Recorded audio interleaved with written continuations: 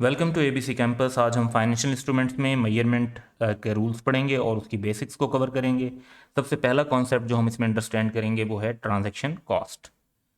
तो transaction cost को define किया जाता है कि transaction costs are incremental cost that are directly attributable to the acquisition, issue और disposal of a financial asset और फाइनेंशियल लाइबिलिटी। तो जब आप कोई फाइनेंशियल एसेट एक्वायर करते हैं तो समटाइम आपको कमीशन पे करना पड़ता है या उसकी कोई प्रोफेशनल फ़ीस वगैरह पे करनी पड़ती हैं, तो उसकी एक्विजिशन कॉस्ट है। इसी तरीके से अगर हम शेयर्स या डिबेंचर्स इशू करते हैं तो उस पे प्रॉस्पेक्टस वगैरह बनानी पड़ती है, उसके अप्रूवल्स होते हैं, डॉक्यूमेंटेशन के चार्जेस होते हैं, लीगल चार्जेस होते हैं, वो हमारी इशू कॉस्ट होती हैं, तो वो भी ट्रांजैक्शन कॉस्ट हैं। इसी तरह जब हम फाइनेंशियल एसेट या फाइनेंशियल लाइबिलिटी को डिस्पोज ऑफ या सेटल करने लगते हैं तो उस टाइम पर हमारी कुछ ब्रोकर फीस या इस तरह की कॉस्ट लगती है, तो उस डिस्पोजल पे कॉस्ट जो लग रही है वो भी ट्रांजैक्शन कॉस्ट है। सो बेसिकली एक्विजिशन, इशू और डिस्पोजल से रिलेटेड जो भी कॉस्ट, लेकिन ये डायरेक्टली एट्रीब्यूटेबल होनी चाहिए और इंक्रीमेंटल होनी चाहिए। लाइक अगर ऐसी कॉस्ट है जो आप डिस्पोजल या एक्विजिशन करते या ना करते वो लग जानी थी, तो फिर उसे ट्रांजैक्शन कॉस्ट कंसीडर नहीं किया जाएगा। ट्रांजैक्शन कॉस्ट की कुछ एग्जांपल्स हम डिस्कस कर लेते हैं। Fee and commission paid to agent, adviser, brokers और डीलर्स। जब आप शेयर परचेज या सेल कर रहे होते हैं तो इस तरह की फ़ीस लगती हैं। Levies by regulatory agencies and securities exchange, stock exchange की फ़ीस है, या जो रेगुलेटरी एजेंसीज हैं जैसे SECP वगैरह उनकी कोई कॉस्ट है, जैसे अप्रूवल ऑफ प्रॉस्पेक्टस की फ़ी है, तो वो शामिल होगी। Transfer taxes and duties, capital value tax वगैरह लगता है या कोई आपको ड्यूटी पे करनी पड़ती है। क्रेडिट असेसमेंट फ़ी, समटाइम जब डिबेंचर वगैरह हम इशू कर रहे होते हैं तो ड्यू डिलीजेंस करवानी होती है, तो इस तरह की कुछ फ़ीस लगती हैं जिसमें हमने अपने क्रेडिट रेटिंग फॉर एग्जांपल हासिल करनी है और फिर देनी है। तो जहाँ से क्रेडिट रेटिंग लेंगे तो वहाँ पे कॉस्ट लगेगी हमारी, वो क्रेडिट असेसमेंट फ़ी है। रजिस्ट्रेशन चार्जेस और सिमिलर कॉस्ट, जैसे अपने नाम पर आप शेयर रजिस्टर करवाते हैं या कोई डिबेंचर्स इशू करवा रहे हैं तो उसकी जो डिबेंचर डीड रजिस्टर करवा रहे हैं, तो इस तरह की जो कॉस्ट होती हैं वो भी ट्रांजेक्शन कॉस्ट का हिस्सा है। ट्रांजैक्शन कॉस्ट जो है कुछ सिचुएशन में एसेट्स की कॉस्ट में ऐड होती हैं, कुछ सिचुएशन में ये लाइबिलिटी जो हमारी प्रोसीड्स आती हैं उनमें से माइनस की जाती हैं, लेकिन फेयर वैल्यू थ्रू प्रॉफिट और लॉस की सिचुएशन में इनको हमेशा एक्सपेंस ही ट्रीट किया जाता है।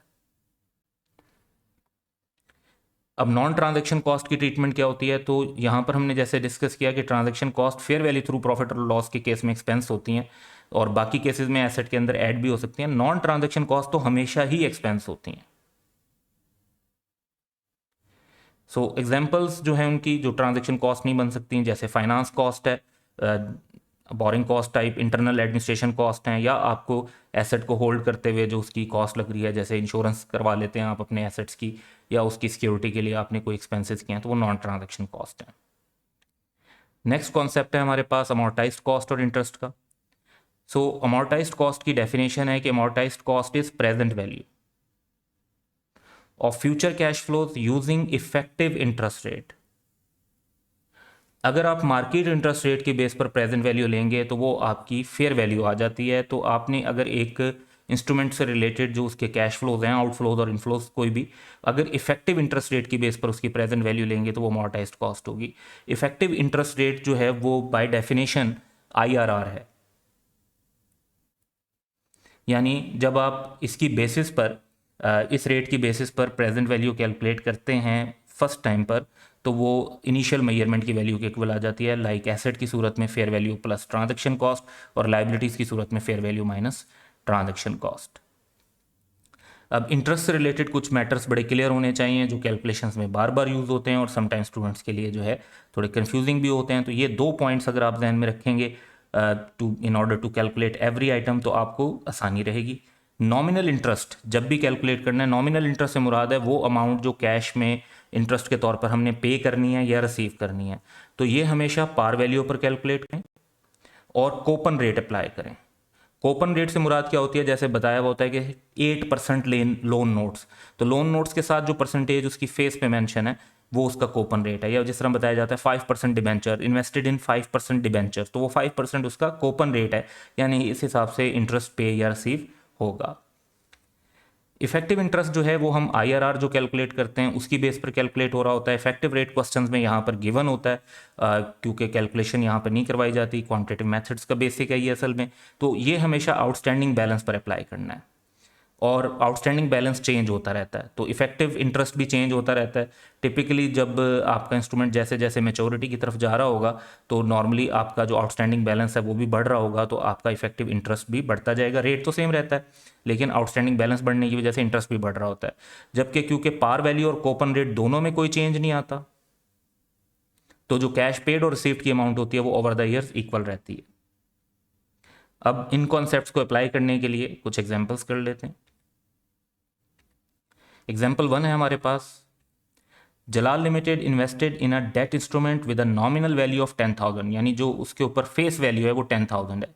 The instrument is redeemable in 2 years, 2 साल बाद वापस हो जाएगा, एट अ प्रीमियम ऑफ 2100, यानी हमें 2100 रुपीज़ एक्स्ट्रा मिलेंगे प्रीमियम के। And has been classified as amortised cost, तो ये एक वन ऑफ द क्लासिफिकेशन है जो हमने पहले पढ़ी हुई है। तो अभी हम इस पर बात करेंगे आगे जाके कि कब अमोर्टाइज्ड कॉस्ट की मेजरमेंट के रूल्स क्या हैं, लेकिन अभी हम डायरेक्ट इस पर अप्लाई कर रहे हैं। कूपन रेट 0% है, यानी ड्यूरिंग 2 ईयर्स टाइम इंटरेस्ट के नाम पर कोई कैश नहीं दिया जाएगा, जो भी मिलेगा वो ये 2100 का प्रीमियम है। While the effective interest rate is 10%। So question की रिक्वायरमेंट ये है कि इसको हम फाइनेंशियल स्टेटमेंट्स में ओवर द पीरियड कैसे रिपोर्ट करेंगे। तो इसका आंसर अगर हम डेवलप करते हैं तो हमेशा हमें एक टेबल बना लेना चाहिए जिसमें हम 5 कॉलम्स बना लेते हैं। Year, opening balance, effective interest rate जो कि ओपनिंग बैलेंस के ऊपर अप्लाई होगा, कैश का रेट ये हमेशा हमने पार वैल्यू पर अप्लाई करना है,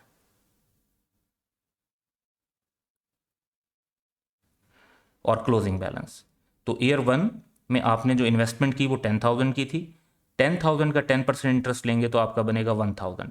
अब क्योंकि जो आपका कैश पे जो इंटरेस्ट है वो तो 0% है, तो कोई रसीट हमें नहीं मिलेगी, तो क्लोजिंग बैलेंस होगा हमारा 10,000 प्लस 1,000 माइनस कैश फ्लोज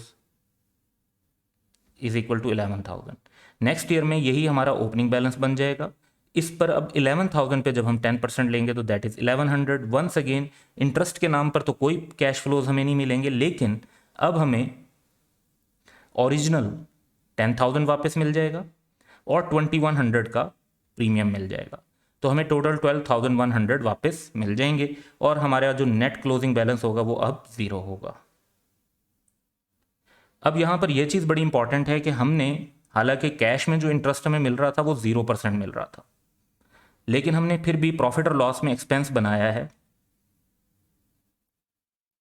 2100 का, और वो इसलिए बनाया है कि हमने जो पैसे इन्वेस्ट किए थे वो 10,000 थे, जो पैसे हमें वापस मिले हैं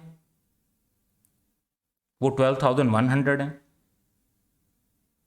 तो ये जो एक्स्ट्रा 2100 हमें मिला है, 10,000 और 12,100 का डिफरेंस, ये एक्स्ट्रा इंटरेस्ट ही है, चाहे अब इसे इंटरेस्ट का नाम दें या ना दें। इसे नाम यहाँ पर प्रीमियम का दे दिया, लेकिन ये जो 2100 है ये एक्चुअली इंटरेस्ट ही है। तो सब्सटेंस के मुताबिक स्टैंडर्ड्स अकाउंटिंग करते हैं, तो नाम इसका बेशक प्रीमियम था, सब्सटेंस के मुताबिक क्योंकि ये इंटरेस्ट था तो इसको हमने इंटरेस्ट के तौर पर ही रिकग्नाइज किया है। एक और एग्जाम्पल ट्राई करते हैं। एग्जाम्पल 2 है, Bilal limited invested in a debt instrument with a nominal value of rupees 10,000।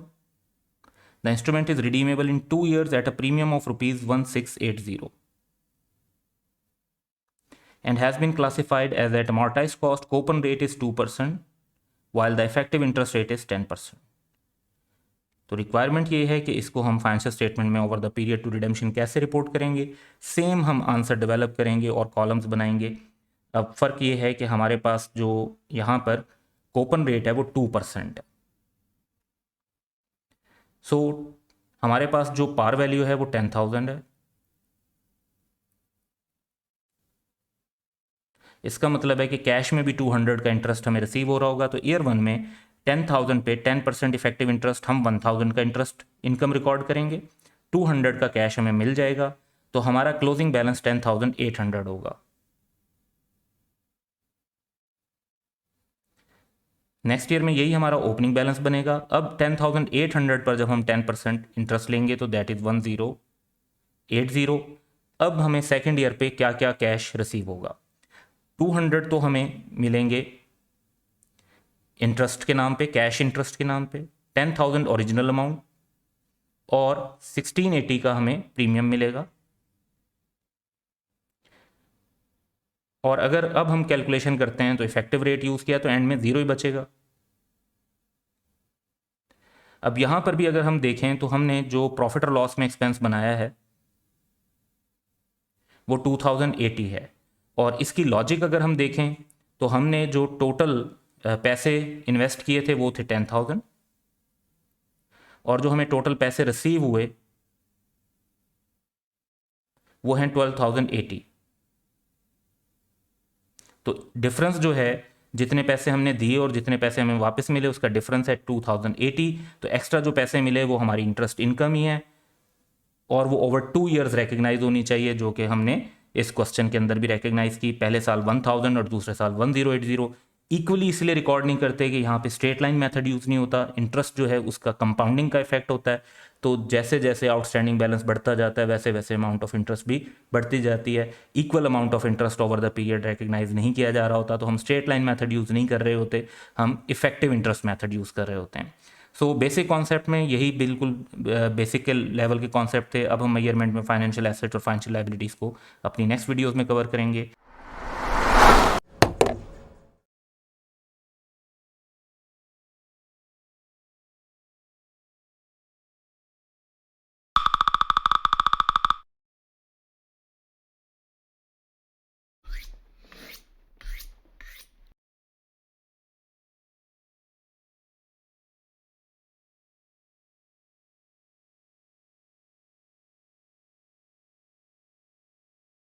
Welcome to ABC campus. आज हम फाइनेंशियल इंस्ट्रूमेंट में मेजरमेंट ऑफ फाइनेंशियल एसेट्स को डिस्कस करेंगे, ट्रेंडिंग क्रिएट हो सके। एग्जाम्पल 2 हमारे पास है कि on 1 January 2021 Multan limited invested in ₹10 million 5% bond for ₹9.5 million, incurring issue cost of ₹0.2 million.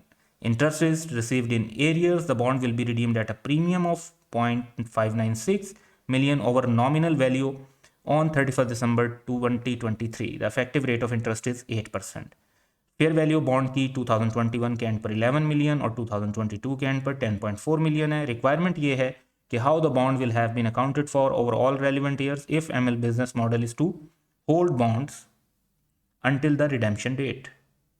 तो अगर वो रिडेम्पशन डेट तक होल्ड करना चाहते हैं तो इसका मतलब है कि जो अप्रोप्रिएट क्लासिफिकेशन है दैट इज अमोर्टाइज्ड कॉस्ट, और इसका मतलब है इनिशियली जो मेजरमेंट होगी वो fair value plus transaction cost per होगी, 9.5 मिलियन प्लस 0.2 मिलियन। इसके बाद हमें अमोर्टाइज कॉस्ट का शेड्यूल बना लेना चाहिए। तो सबसे पहले 2021 में हम इनिशियली 9.7 मिलियन पे रिकॉर्ड करेंगे। इसका 8% हम इंटरेस्ट लेंगे, इफेक्टिव इंटरेस्ट जो प्रॉफिट और लॉस में रिकॉर्ड होगा, और हमें जो कैश मिलेगा वो 5% के हिसाब से मिलेगा। 5% जो हमने अप्लाई करना है वो पार वैल्यू पे करना है। सो 10 मिलियन का 5% 0.5, तो हमारे पास जो क्लोजिंग बैलेंस आएगा दैट वुड बी 9.976, जो कि अगले साल का ओपनिंग बैलेंस बन जाएगा। इस बैलेंस पर हम वंस अगेन 8% इफेक्टिव इंटरेस्ट लेंगे। कैश की जो पेमेंट हमें रिसीव होगी वो 0.5 की होगी, वो सेम रहती है, और फिर हमारे पास क्लोजिंग बैलेंस आ जाएगा 10.274। ये हमारे पास जो कैलकुलेशन क्लोजिंग बैलेंस की आ रही है ये opening balance plus effective interest rate minus cash से हमारे पास क्लोजिंग बैलेंस आ रहा है। तो 2023 में यही हमारा ओपनिंग बैलेंस बन जाएगा। वंस अगेन हम इफेक्टिव इंटरेस्ट लेंगे, और फिर जो अब हमें रिसीट्स होंगी वो 3 किस्म की होंगी। नंबर 1, हमें इंटरेस्ट रिसीव होगा जो कूपन रेट के हिसाब से 10 मिलियन की ओरिजिनल अमाउंट रिसीव होगी, और प्रीमियम ऑफ 0.596 रिसीव होगा। ये सारी पेमेंट्स जब हमें रिसीव हो जाएंगी तो नेट वैल्यू बचेगी 0, और यहाँ से ये प्रूफ भी होता है कि हमारा इफेक्टिव इंटरेस्ट रेट जो है वो ठीक है, क्योंकि अमोर्टाइज्ड कॉस्ट का कॉन्सेप्ट ही है कि एंड में हमारे पास 0 बचे। सो अब हम नेक्स्ट क्वेश्चन की तरफ चलते हैं। सेम डाटा है इस एग्जांपल का कि on 1 January 2021 Multan limited invested in ₹10 million 5% bond for ₹9.5 million, incurring issue cost of ₹0.2 million. Interest is received in arrears. The bond will be redeemed at a premium of ₹0.596 million over nominal value on 31st December 2023. Effective rate of interest is 8%. Fair value of the bond was as follows: 2021 के and पे 11 million और 2022 के and पे 10.4 million. Requirement ये है कि how the bond will have been accounted for over all relevant year if ML business model is to hold bonds until redemption but also to sell them if investment with higher returns becomes available. तो यहाँ पर हम ये चीज़ एक देख रहे हैं कि सेम डाटा है, रिक्वायरमेंट थोड़ी सी डिफरेंट है कि वो रिडेम्पशन तक भी होल्ड कर सकते हैं और सेल भी कर सकते हैं। इसका मतलब है कि जो अप्रोप्रिएट क्लासिफिकेशन है वो fair value through other comprehensive income होगी और हम मेजर करेंगे fair value plus transaction cost per. तो 9.7 मिलियन पे मेजर होगा। यहाँ भी हम एक टेबल बना लेंगे, 2 एक्स्ट्रा कॉलम होंगे। सो ओपनिंग बैलेंस में हम इफेक्टिव इंटरेस्ट रेट ऐड करेंगे, पेमेंट्स जो कैश में रिसीव होंगी वो लेस करेंगे, फिर हमारे पास एक कॉलम टोटल का आ जाएगा। टोटल के कॉलम को फेयर वैल्यू से कंपेयर करेंगे तो हमारे पास गेन और लॉस आ जाएगा एज अ डिफरेंस। तो ये जो 2 कॉलम इसके अंदर हमारे एक्स्ट्रा हैं। सो स्टार्ट करते हैं। 2021 में हमारा ओपनिंग बैलेंस 9.7 मिलियन होगा। अब हमने इफेक्टिव इंटरेस्ट लेना है। वैसे तो 9.7 का 8% लें तो तब भी 0.776 आएगा, लेकिन हमने इफेक्टिव इंटरेस्ट इस बेस पर नहीं लेना। इफेक्टिव इंटरेस्ट हमने वो लेना है जो अमोर्टाइज्ड कॉस्ट पर कैलकुलेशन की जाती, इन केस अगर अमोर्टाइज्ड कॉस्ट होता तो जो कैलकुलेशन की जाती वो वाला इंटरेस्ट हमने लेना है। सो उसके लिए जो हमने प्रीवियस एग्जाम्पल में डाटा यूज़ किया था उसको हम इनकॉर्पोरेट करेंगे और वही इंटरेस्ट लिए जाएंगे। यहाँ पर तो आप 9.7 का 8% लें तो सेम 0.776 आएगा, लेकिन हम फिगर जो असल में ले रहे हैं वो यहाँ से ले रहे हैं। पेमेंट 5% पे 0.5 की, नेट बचेगा 9.976। फेयर वैल्यू अब गिवन है 11 मिलियन, विच मीन्स कि हमारे पास अदर कंप्रिहेंसिव इनकम में रिकॉर्ड करने के लिए गेन आ जाएगा 1.024 का। 11 की ये फेयर वैल्यू नेक्स्ट ईयर का ओपनिंग बैलेंस बन जाएगी। अब 11 पर अगर आप 8% लेते हैं तो that would be different value, लेकिन हमने वो यूज़ नहीं करनी, वी वुड यूज़ 0.798 जो हमने अमोर्टाइज्ड कॉस्ट की बेस पर ही अगर इंटरेस्ट होता तो कितना होता। तो 0.798 रिकॉर्ड होगा। पेमेंट रिकॉर्ड करेंगे, हमारे पास बैलेंस आ जाएगा 11.298। अब हमारी फेयर वैल्यू 10.4 मिलियन है। तो 10.4 मिलियन के साथ अगर आप देखें तो अब वैल्यू कम है, तो हम लॉस रिकॉर्ड करेंगे 0.898 का, जो कि अदर कंप्रिहेंसिव इनकम में रिकॉर्ड होगा। तो अब हमारे पास जो क्लोजिंग वैल्यू है 10.4, इसको हम नेक्स्ट ईयर की ओपनिंग वैल्यू बना देंगे और वंस अगेन हम इफेक्टिव इंटरेस्ट लेंगे 0.822। पेमेंट्स में coupon interest, original amount, premium, ये सब लेस करेंगे तो अभी हमारे पास टोटल में डिफरेंस आ रहा है 0.126। फेयर वैल्यू थर्ड ईयर 2023 के एंड पर नहीं दी हुई, लेकिन जब एक एसेट अपनी लाइफ कंप्लीट कर चुका होता है और रिडीम हो चुका होता है तो डेफिनेटली उसकी फेयर वैल्यू 0 है, एंड इट मीन्स कि हमें लॉस रिकॉर्ड करना होगा 0.126 का। और अगर आप over the years other comprehensive income में जो गेन और लॉसेज रिकॉर्ड किए हैं उनको अगर नेट करेंगे तो वो नेट करके 0 आएगा। तो ये अगर थ्रू आउट द टाइम अगर हम इसको होल्ड कर रहे होते तो ये अकाउंटिंग ट्रीटमेंट होती। अगर इसको हमने इससे पहले ही डिस्पोज ऑफ कर दिया होता तो अदर कंप्रीहेंसिव इनकम के अंदर अगर कोई बैलेंस होता तो उसे हम प्रॉफिट और लॉस में ट्रांसफर कर लेते। नेक्स्ट हम एग्जांपल देखेंगे, एग्जांपल नंबर 4। सेम डाटा है हमारे पास कि on 1 January 2021 Multan limited invested in rupees 10 million 5% bond for 9.5 million, incurring issue cost यानी transaction cost of rupees 0.2 million.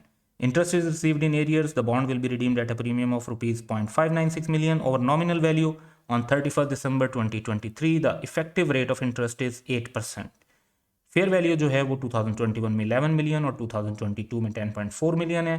Requirement ये है कि how the bond will have been accounted for over all relevant years if ML business model is to trade bonds in the short term, यानी जो हमारी accounting है वो through profit और loss वाली होनी चाहिए। And ML sold the bond for rupees 10.8 million on 31st जनवरी 2022।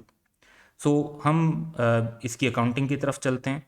तो इनिशियली जो है हम बॉन्ड को रिकॉर्ड करेंगे 9.5 मिलियन पे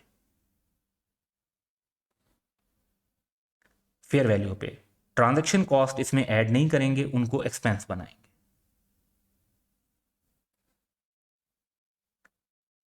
फिर हमें जो इंटरेस्ट रिसीव होगा 10 मिलियन का 5% 0.5 मिलियन, वो हम ईयर एंड पर इंटरेस्ट इनकम के तौर पे रिकॉर्ड कर लेंगे। देन हमें जो गेन आएगा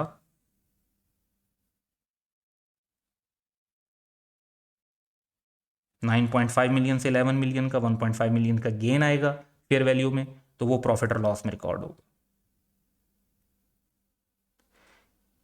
इसके बाद डिस्पोजल हम कर रहे हैं एसेट का, 2022 के एंड तक तो गई नहीं। 31 जनवरी को हम डिस्पोजल कर रहे हैं 10.8 मिलियन पे। तो अब हमें लॉस होगा डिस्पोजल पे डी रिकग्निशन के टाइम पर, तो ये भी प्रॉफिट और लॉस में रिकॉर्ड करेंगे। इंटरेस्ट इनकम भी हमारी प्रॉफिट और लॉस में रिकॉर्ड हो। तो हमने सेम डाटा यूज़ किया और 3 डिफरेंट क्लासिफिकेशन यूज़ की इन्वेस्टमेंट इन डेट इंस्ट्रूमेंट को समझने के लिए, ताकि इन कंपैरिजन हम अंडरस्टैंड कर सकें कि तीनों डिफरेंट जो क्लासिफिकेशन है उनकी मेजरमेंट कैसे डिफरेंट है।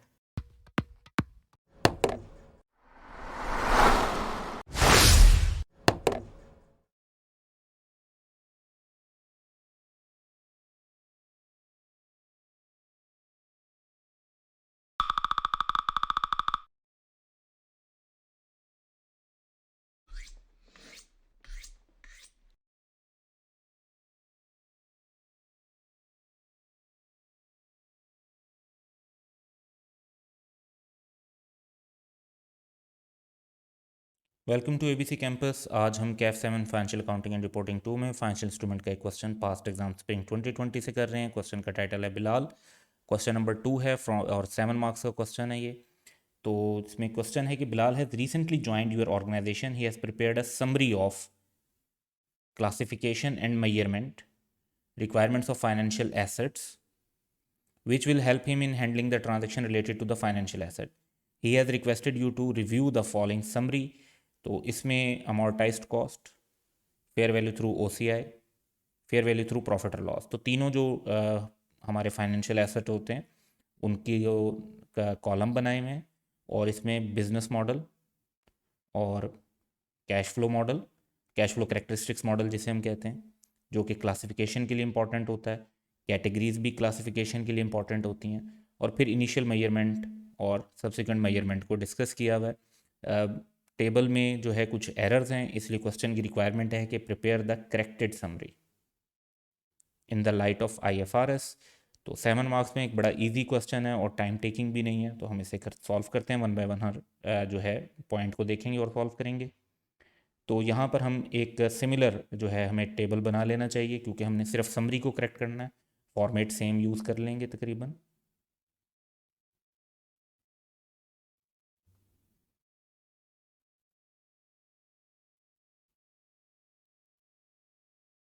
तो सबसे पहले अगर हम बिज़नेस मॉडल देखते हैं तो फेयर वैल्यू थ्रू प्रॉफिट और लॉस में तो जो हमारा बिज़नेस मॉडल होता है वो यही होता है कि हमने सेल करना होता है। जबकि जो अमोर्टाइज कॉस्ट होता है उसमें कलेक्ट करने के लिए होता है, और फेयर वैल्यू थ्रू OCI में कलेक्ट और सेल करने की दोनों इंटेंशन हो सकती हैं। तो इन दोनों को हम रिप्लेस कर देंगे थ्रू प्रॉफिट और लॉस, जो है वो ठीक लिखा हुआ है वो एज इट इज़ लिख देंगे।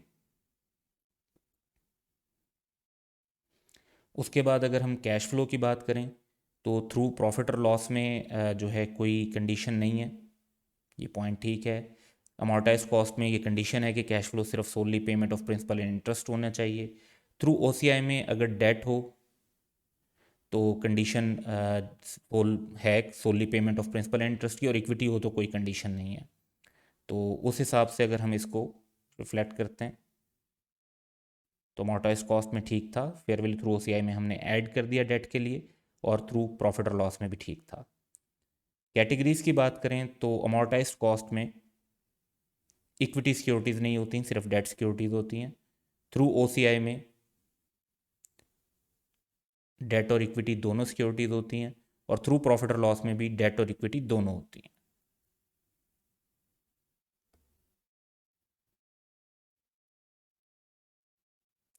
इसके बाद इनिशियल मेजरमेंट की बात करें तो अमोर्टाइज कॉस्ट में fair value plus transaction cost ठीक लिखा हुआ है। थ्रू OCI में भी सेम होता है, यानी fair value plus transaction cost, जबकि थ्रू प्रॉफिट और लॉस में ट्रांजैक्शन कॉस्ट को प्रॉफिट और लॉस में रिकॉर्ड कर दिया जाता है, तो सिंपली फेयर वैल्यू। उसके बाद सब्सिक्वेंट मेजरमेंट अमोर्टाइज कॉस्ट की सब्सिक्वेंट मेजरमेंट अमोर्टाइज कॉस्ट पर ही होती है, इसीलिए इसका नाम ये है। फेयर वैल्यू थ्रू OCI में फेयर वैल्यू पर ही होती है। सब्सिक्वेंट मेजरमेंट में प्लस ट्रांजैक्शन कॉस्ट या लेस ट्रांजैक्शन कॉस्ट का कॉन्सेप्ट नहीं होता, तो इसमें फेयर वैल्यू आएगा। अमोर्टाइज कॉस्ट के अंदर अमोर्टाइज कॉस्ट ही लेंगे, जिसकी डेफिनेशन है present value of future cash flows using the effective rate of interest. So ये सिंपल सा हमने टेबल जो है वो रिप्रोड्यूस करना था करेक्ट करके, जिसके अंदर ये सारे जो हमारे पॉइंट्स हैं वो कवर हो जाते हैं। वैसे ये टेबल फॉर अंडरस्टैंडिंग भी बहुत अच्छा है कि इसको आप अपने सामने रखते हुए जब अकाउंटिंग करते हैं तो बेसिक लेवल की चीज़ें जो हैं वो इससे प्रॉपरली कवर हो जाती हैं।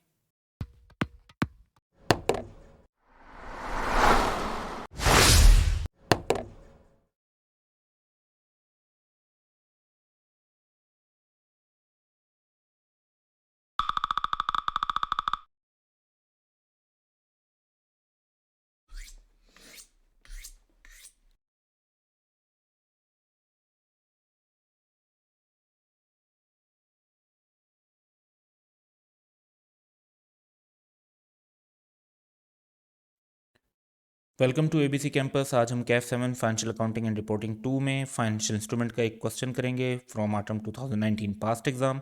क्वेश्चन नंबर 3 है 6 मार्क्स का फ्रॉम उसका टाइटल है जिप्सम लिमिटेड। तो on 1 July 2018 Gypsum Limited purchased 5000 debentures. तो एक फाइनेंशियल एसेट की बात हो रही है क्योंकि वर्ड परचेज यूज हुआ। Issued by Iron Limited at par value of ₹100 each. The transaction cost associated with the acquisition of the debenture was ₹24,000.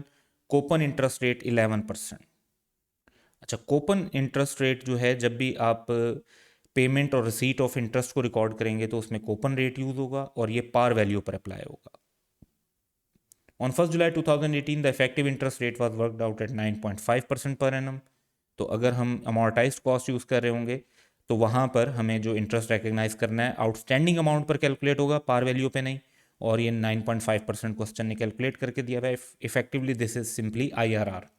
Where as the market interest rate on similar debenture was 11% per annum. Market interest rate तब use होता है जब हमें fair value find out करनी हो, और वो तब यूज़ फाइंड आउट करेंगे इससे अगर कोटेड गिवन ना हो। अगर कोटेड प्राइस गिवन है तो फिर हमें फेयर जो है मार्केट रेट की ज़रूरत नहीं होगी। As on 30 June 2019 the debentures were quoted on Pakistan Stock Exchange at 96 each. तो हमें क्योंकि कोटेड प्राइस गिवन है तो मार्केट इंटरेस्ट रेट हमारे लिए रेलिवेंट नहीं होगा। Prepare journal entries for the year ended 30 June 2019। If the investment in debenture is subsequently measured at amortized cost and fair value through profit or loss। तो 3 possible methods होते हैं, amortized cost, fair value through profit और loss और fair value through other comprehensive income. यहाँ पर 2 methods की बात की हुई है तो इन दोनों पे हम क्वेश्चन को सॉल्व करते हैं। तो सबसे पहले क्वेश्चन का डाटा अपने सामने रख लेते हैं और पार्ट ए करते हैं जिसमें हमने अमोर्टाइज्ड कॉस्ट की बेस पर सॉल्व करना है। तो जर्नल का एक सिंपल सा फॉर्मेट बना लेते हैं, date particulars debit and credit. तो सबसे पहले 1 जुलाई 2018 Gypsum Limited purchased 5000 debentures at issued by Iron Limited at par value of ₹100 each. तो पार वैल्यू पर ही आपने इन्वेस्ट किया है तो 5000 इंटू 100 के हिसाब से 1 जुलाई को इन्वेस्टमेंट डेबिट हो जाएगी और बैंक क्रेडिट हो जाएगा 500,000 से। 5000 डिबेंचर्स मल्टीप्लाइड बाय ₹100। उसके बाद है the transaction cost associated with the acquisition of debentures was 24,000।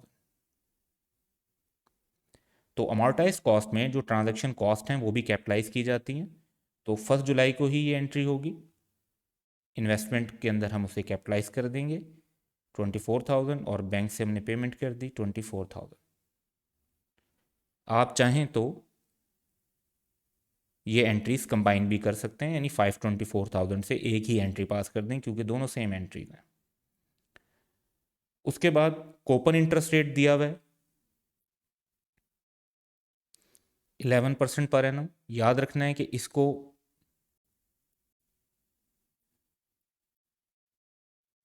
जब भी अप्लाई करना है तो पार वैल्यू से करना है।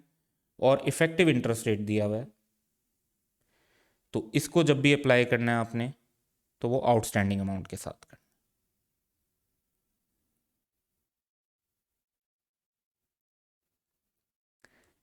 जबकि जो मार्केट इंटरेस्ट रेट है वो हमारे लिए इरेलीवेंट है और क्योंकि अभी हम अमोर्टाइज्ड कॉस्ट यूज़ कर रहे हैं तो फेयर वैल्यू भी इरेलीवेंट है। तो ईयर एंड पर हम इफेक्टिव इंटरेस्ट रेट यूज़ करेंगे 30 जून 2019 524,000, ये देखिए हमने आउटस्टैंडिंग वैल्यू ली जितने की हमने इन्वेस्टमेंट रिकॉर्ड की हुई है, उस पर 9.5% इंटरेस्ट लिया।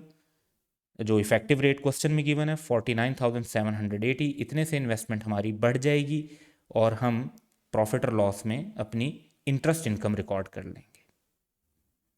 उसके बाद जितने हमें पैसे मिलेंगे उतने से ही हम अपनी इन्वेस्टमेंट को कम कर लेंगे, यानी जब हमने कहा कि जी हमारी इन्वेस्टमेंट ने इतना इंटरेस्ट अर्न किया, उसमें से जितने पैसे हमने ले लिए उतने से हमारी इन्वेस्टमेंट जो है वो कम हो जाएगी।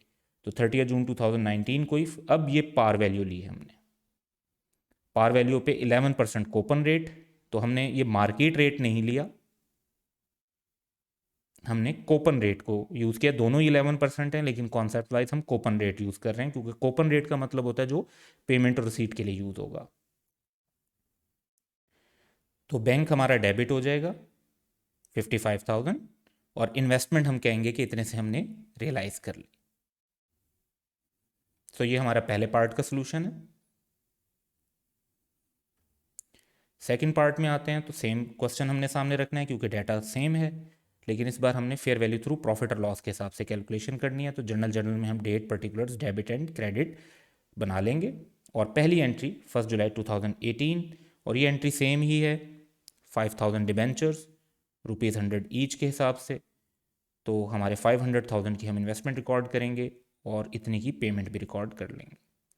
उसके बाद transaction cost of ₹24,000, fair value through profit और लॉस में ट्रांजैक्शन कॉस्ट कैपिटलाइज नहीं होती बल्कि प्रॉफिट और लॉस में एक्सपेंस के तौर पर रिकॉर्ड होती है।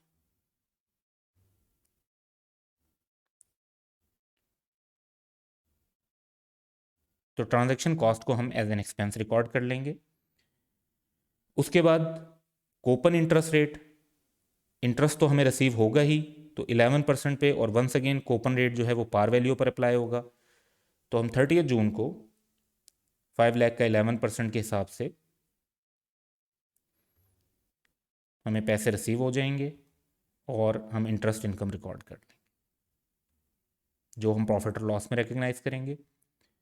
उसके बाद जो इफेक्टिव रेट दिया हुआ है ये फेयर वैल्यू थ्रू प्रॉफिट और लॉस में रेलिवेंट है, और क्योंकि कोटेड प्राइस गिवन है तो हमारे लिए मार्केट इंटरेस्ट रेट भी इरेलीवेंट है। कोटेड प्राइस हमें गिवन है ईयर एंड की ₹96 ईच। तो 30 जून 2019 को 5,000 शेयर्स 96 के हिसाब से 480,000 के बनते हैं, जबकि हमने जो इन्वेस्टमेंट अभी रिकॉर्ड की हुई है दैट इज़ ऑन 500,000। तो इट मीन्स कि हमें 20,000 का लॉस रिकॉर्ड करना होगा। तो लॉस डेबिट हो जाएगा प्रॉफिट और लॉस में, और हमारी जो इन्वेस्टमेंट है वो क्रेडिट हो जाएगी, उसकी वैल्यू कम हो गई है 20,000 से। तो ये हमारी एंट्रीज होंगी।